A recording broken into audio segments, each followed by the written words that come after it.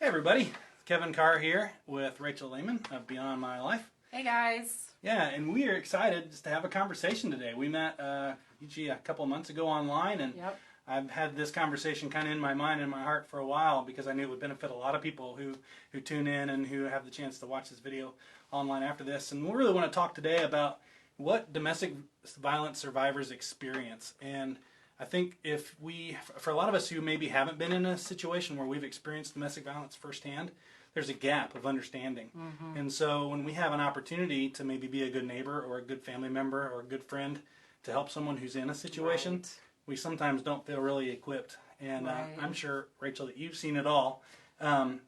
But we want to just spend a little bit of time talking about what you do and your story, and hopefully we'll share some good things that'll be really helpful to people who check it out. Okay. So my first question for you is I want you to tell me about a little bit about your story and about how Beyond My Life came to be. Okay. So Beyond My Life actually means I'm now living in the life beyond my own. God has given me this new life. Yeah. So Beyond My Life is really the old me died. And now I'm living in this place that the Lord taught me. He taught me. And he taught me lots of things that I needed to know about just living free. And really my story began many years ago, and I was a victim of abuse myself. And my ex-husband almost killed me. And it initially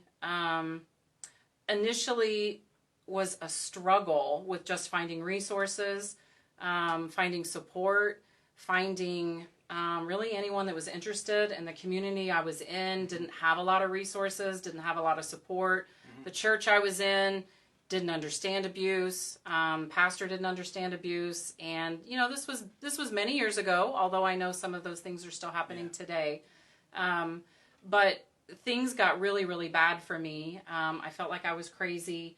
There was a lot of blaming, of course, for me. I felt to blame in the court system sometimes.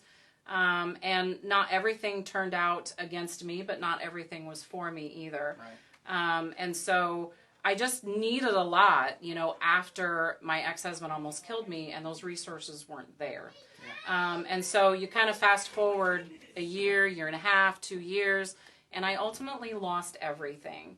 It didn't start out that way. It's not what I wanted. I say that some choices were my own. Some choices were bad choices because I simply, didn't know how to make a good, solid, stable decision at that time. Right. But other choices and other things that happened, it wasn't my fault. I wasn't to blame.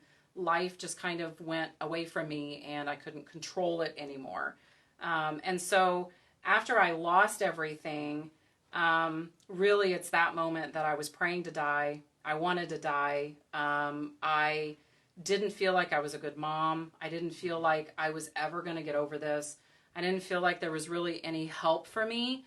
But this nagging thing in me, about Christ just kept drawing me in. Like, all these people say that he can help. All these people say that he's there, but I look around and it didn't look like he was there at all. And so really once my old life ended, in me wanting to die, and I was in and out of the hospital, and I left town, actually, by the grace of God. I was a nurse at the time, really wasn't working at the time, and I got a job as a travel nurse. Wow. And so the Lord took me out of Indiana into Texas, and it was that transition that initially felt like the worst thing in the whole entire world because I didn't have access to my kids, actually didn't have custody of them anymore. And that's a whole nother story that we can go into later. But since then, I know other people have run into some things that I did. Yeah. Anyway, but being out of town ended up being the biggest blessing for me because now I was in Texas. I was away from being afraid of my ex-husband. Yeah. And the Lord could really minister to me.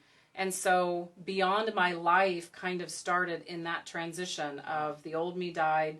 I'm now in a whole new city, which was awful. But yet a couple months down the road, I just kind of woke up one day and I'm like, oh my God, this isn't that bad. And since then, that's been about 10 years ago. Wow. Since then, the Lord has healed me so much, and it's taken so much work. But I've realized today that it's so worth it. Mm-hmm. And really, that's what Beyond My Life is about. It's about identifying with those of you that maybe have been there. Maybe I've been there. Maybe you are there now. Maybe you were there. But what I really had to learn and what God really wanted to show me is that those wounds and those scars, He has removed them or is still removing them. And so Beyond My Life really stands for, you don't have to live in that place that you used to live in. Yeah. You don't have to feel like there's no help. You don't have to feel like you can't ever heal, or you have to live with this burden or this fear forever. Does it take work? Mm-hmm. It does. Yep. Does it take trying and crying and purging? It absolutely does. But what I've learned today and what I try to help other people learn is that it's well worth it because there's freedom. Yeah. Doesn't despair kind of breed an isolation, though? Yes. So it sounds like what you've needed, you're offering out other people, which is community. Yes. Somebody who's been there and can guide people through what seems like an awful situation, and is an awful situation, that you just can't see the light at the end of the tunnel. You can't. And you can't, a lot of times you can not only not see the next day, sometimes you can't see 5 minutes later. Oh, yeah. I mean, you're in such a place of desperation and hurt and pain that it's truly unimaginable. But there is hope, and there is help. And even places like Sheltering Wings offers that help to get people back on their feet. Yeah, so give me just a thumbnail of what you do at Beyond My Life, because I know you are an expert because you've lived it and you've been there, and now you're walking alongside a lot of other people. Tell me what are some of the core things you do with Beyond My Life. Well, Beyond My Life has really started, the first tier of Beyond My Life, I think it's going to be in a couple tiers, but the first tier of Beyond My Life is really education. Yeah. There was so many things that I didn't know, and there was so many things that people couldn't or didn't help me with. So Beyond My Life really tries to take a look of where someone is and not place my understanding on that, but find out where they are and then help get them into the places that they need to be. Yeah. So part of that is the Facebook Lives that I do off of the Beyond My Life site. We have Facebook Live every Thursday evening, and really the topics that I've chosen, there's a few new ones this year. I launched it last year, but are the things that I struggled with that no one really stepped in to help me. And maybe I got a little bit of help, but then God wanted to show me that there was much more help in His Word or in His way or just the freedom that He wanted to bring me. Right. So a lot of the topics, actually all of the topics, are because I wish someone could have educated me on just different steps. There again, it's not necessarily to go through all at once because healing takes time. And then another thing that I've just launched within the last probably 4 months, it's called Beyond Mentorship. Yeah. So we're mentoring people, and that gives anyone a one-on-one with myself and one other of the administrators from Beyond My Life is doing that at the time. And so we can give, there's 15 minutes free. You do have to pay for it, which is the first tier. And I'll talk about the next tier. But right now we do charge. But it gives you that one-on-one access to me and then also to somebody else that's been there. And really what I found in my own life is that sometimes it doesn't take a lot of money. You don't necessarily need to do it every day, every week. Sometimes it could just be once a month. It might be once every 3 months. And sometimes just that extra identifying where somebody is, helping them to understand, or helping you, if it's you, to understand that you're not crazy. Yeah. I understand where you are. Let's pray about it. Let's walk through this. And it really helps people. The next tier is really the financial piece, like I talked to you about. Yeah. I really want eventually to have a bucket of funds, and then all of this stuff will be set up on a tier program. Oh, that's great. You know, financially based. It's not necessarily going to be free, depending on where somebody is. Sure. But I'm also, and I guess I want everyone to hear this, I was someone that fell through the gaps, as I was discussing with you. Yeah. Financially, I fell through the gaps. I was a nurse at the time, but I really wasn't working. But yet the income that I had that they went on was a nurse's salary. Yeah.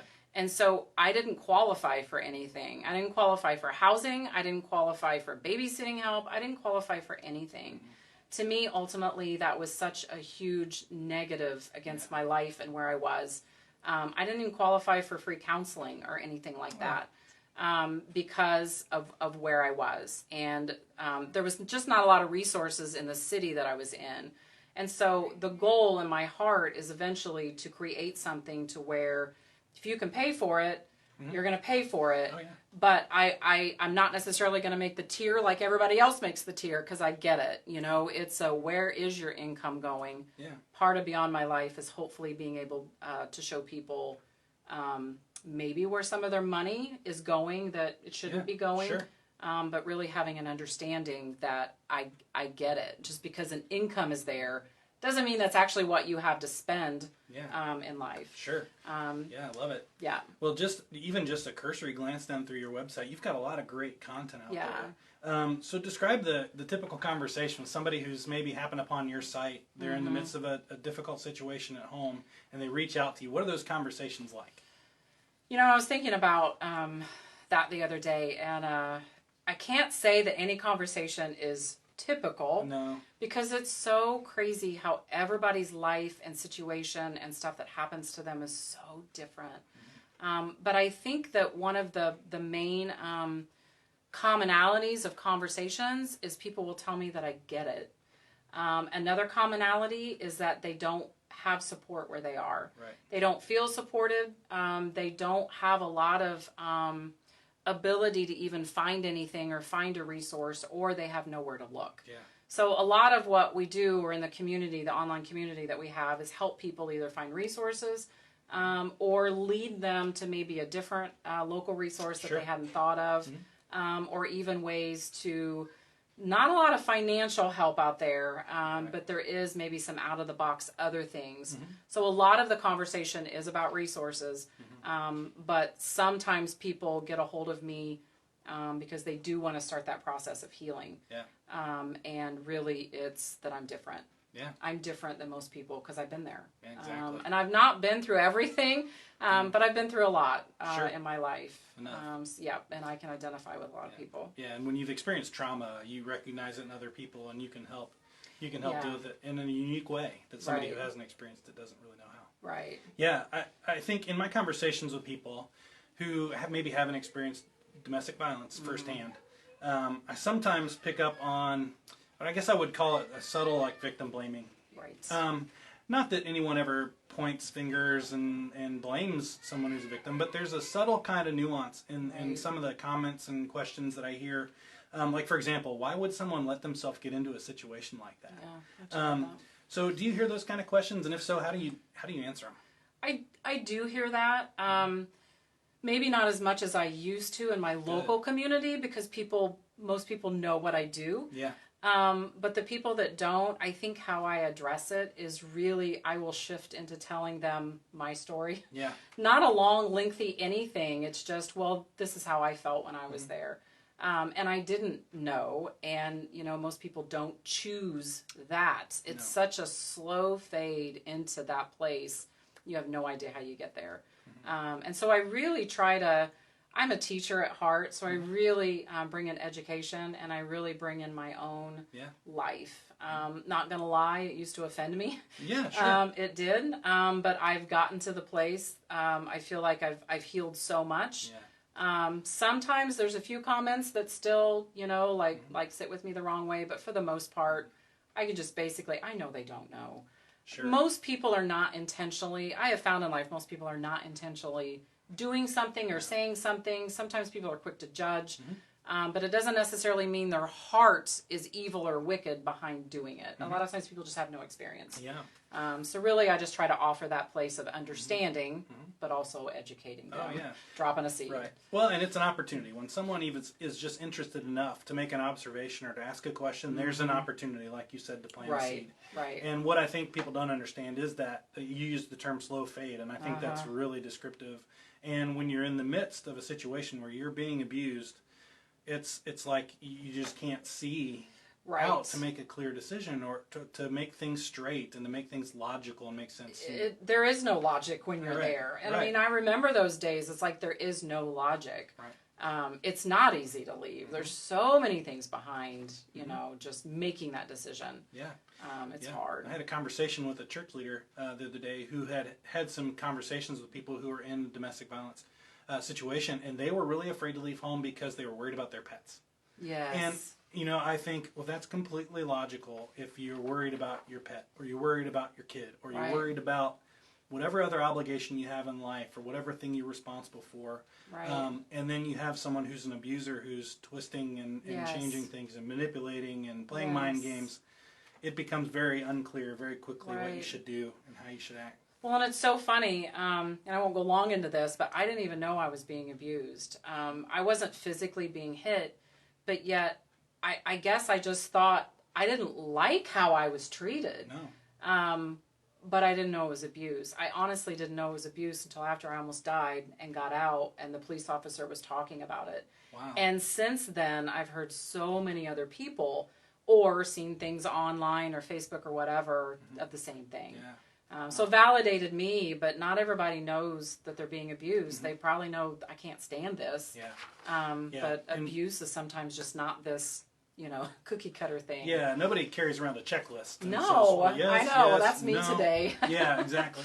Right. So, and it's good just to say this kind of stuff out loud Right. because, and when you get the chance to interact with someone and tell them, you're not crazy. Yeah. This is what I see as an objective third party. Yeah. And this is what you're experiencing. Yeah. Those people put a name to it so they can take proper action. Right. Yeah. Yeah. It's wild. It's so freeing. So you can see how it's really easy for us, maybe if we haven't experienced domestic violence, to kind of get confused about. Yes. But as you start to look a little deeper and get to know somebody's heart and their experience. Right. That's so key. Yeah. Getting to know where they are. That's huge. You mentioned in your Facebook story, I was looking at it today, you made the phrase, our thinking has to change. What do you mean by that? That's good. Yeah. You know, this was probably one of the hardest things for me in my thinking and in my life to do. Because initially, when I felt like the Lord was putting a mirror up in front of my face, that was hard for me.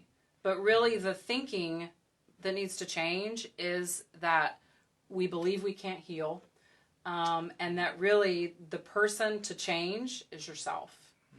That initially made me feel like I was guilty for what happened, that it was my fault for what he did, but that's not at all what it is. Like, I needed to take accountability for what I was allowing into my life. I was not saying no. I was not refuting it. I wasn't really even, like, I didn't like it. But I wasn't willing to go through the conflict of saying I don't like this because I knew it was going to happen. Yeah, right. But ultimately, that decision is what allowed it to keep getting worse and worse and worse. And there again, the abuse is not my fault. No. But as I've gotten out, and really I think this is the key to me healing and being able to move past this in my life, that it doesn't control me. Yeah. I don't sit there anymore. And really, I think the basis behind that was me knowing that I'm the only one that I can change. Yeah. What do I need to change? And so there's other things that our thinking needs to change. You know, people in society, yes. I want society to change the way they look at domestic violence. I want the court system to change the way they look at domestic violence. And a lot of what we do, you're right, it's going to take time, but things are changing. They are moving. But really the basis behind that message is that the healing came when I was okay with looking at myself. Yeah. And allowing myself to heal. Yeah. It's kind of like you opened a window for God to let in the fresh air. And I did. Yeah, it's a beautiful thing, I really. did. Yeah. And then at that point, then, it's not so much about your work, it's what he's was allowed to do in that instance. And then it was me submitting to him, which is not painful, right? But in submitting to somebody that was abusing me was so painful, and I had to learn the difference. Wow. That's powerful because I think, you know, so many people have suffered childhood trauma, they've suffered at the hands of somebody else. And a lot of times it's an authority figure, or somebody they trust and love. And sometimes we transpose those thoughts and feelings onto God himself. It's amazing that you were able to somehow separate that from his nature. Yeah, I agree. And that didn't happen overnight. Wow. It's been a many-year process of, well, that's that's me saying that you're abusive, God. And it's like, let's think no, let's think about that. Some of it was, just words that I had heard that were wrong, and others was a lifestyle, because I too was abused as a kid. Sure. And so it was hard for me to come out of that. But that's also why I'm so happy with where I am today and who I am today, because God really does give us that power and helps us to get to that place of true freedom. That's beautiful. So, we're in the midst. We just went upstairs and took a look at the construction that's happening here. We're in the midst of our emergency housing capacity expansion to serve men here on campus for the first time. So we're expanding from 68 beds to 80 beds. So we'll have more people here. What's your experience with male survivors? Have you had any experience? I have. Not a lot, but I have a handful, probably more than a handful. Yeah. Male survivors, it's a whole different bucket, but yet a lot of similarities. A lot of there's no resources. Right. There's no support. Nobody sees me as a victim. And sometimes it's hard for me, my beyond my life is, I say it's worldwide. It's mostly in the United States right now, but we do have people in our group from other countries. But there's not a lot of resources that anybody's brought to my attention or that's come across anything in my life with resources for men. And so I think it's so huge of what you guys are doing with adding the extra beds, talking about it, and there again, it's planting that seed. Right. Here's a resource. We are here. I'm sure it's difficult to come forward, maybe even harder than women. I don't know, because of the men are just supposed to be men, right? And a lot of times, and that's what I've heard from men, is we're a man, but yet you still have feelings and you still have all of that. So I think it's huge. Yeah. Do you? I do. Yes. But I think it's huge that you guys are voicing that, which I've actually, some of your posts I've shared into our group, because I want people to see there is hope for male survivors. There are resources, and it may be slow, like it's been slow for women, but it's coming and it's there, and hopefully they can turn to those. I love that. Yeah. So then one last question is, for anybody who happens to be watching the video now, hi Danita, for anybody else who happens to stumble across this video, what's most important for them to know, and what can they do to help? Those are great questions. I think for me, like what I want to help people do is to heal. I'm not a counselor. I'm not a psychologist. But healing is possible. And I guess the biggest thing that I want victims to know is that healing is possible. Overcoming is possible. Like, I know a lot of buzzwords are out there, and I don't want to go against anything you guys say, but, there's this place of you start as a victim, and then we become survivors, when we get to a certain point. And really, my heart and soul is that we can become overcomers. That's great. And so where you can actually overcome all of that burden and animosity and blame, and, you're no longer blaming yourself. You're no longer maybe blaming someone else. You can talk about it without crying or getting mad. You've forgiven people. It is possible. Forgiveness is painful, but it's so important, I believe, in just allowing our heart and soul to feel again and be okay again. And what was the second part of that question? How can anybody help? So volunteering is huge. I know you guys, have lots of things that volunteers are helpful. Donations are very helpful. I would love donations even into my own group in order to get started being able to financially help people, but also just the volunteering and just asking, you guys need anything? What do you need? I think that's huge. I think our eyes begin to see the world differently when we recognize that we live in a society where 1 in 4 women have experienced domestic violence, where 1 in 7 men will experience domestic violence in their lifetime. And we kind of walk through the grocery store different. We walk around the neighborhood different when we're thinking about that. We go to the high school football game, and we view people differently when we consider that everybody has a struggle. That the chances are we're around people all the time who've experienced this. And so if somebody chooses to trust us with that information, what's the best thing we can do for them in that situation? I think it's really education. There again, it's if you don't know anybody, get educated anyway, because you're right. I mean, it's everywhere, and you hear so many people.